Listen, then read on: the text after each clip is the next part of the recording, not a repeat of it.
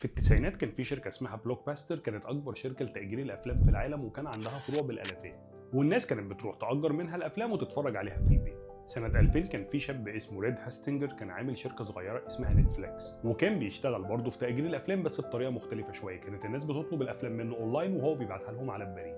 ريد كان عايز يتوسع بس اكتشف إن الموضوع فيه صعوبة كبيرة، فعرض على شركة بلوك باستر صفقة. قال لهم انتوا عندكم اسم كبير واحنا عندنا تكنولوجيا حديثه، فايه المانع نتشارك بحيث ان شركه بلوك باستر تستحوذ على شركه نتفليكس في مقابل مادي كان صغير وقتها. بس تخيل بقى ان هم رفضوا وضحكوا عليه واستهزأوا بفكرته وقالوا له مين اللي هيأجر افلام اونلاين؟ الناس بتحب تيجي المحل وتشوف بنفسها.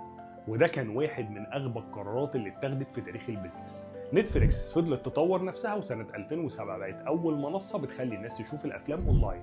طب عارف بقى ايه اللي حصل لبلوك باستر؟ بلوك باستر ما طورتش اي حاجه وما قدروش ينافسوا، وسنه 2010 اعلنوا افلاسهم. وفي شركات تانية قراراتها كانت اهم اسباب نهايتها. لو حابين نكمل سلسله اغبى قرارات لشركات دمرت نفسها بايديها اكتبوا لنا في الكومنتات. سلام.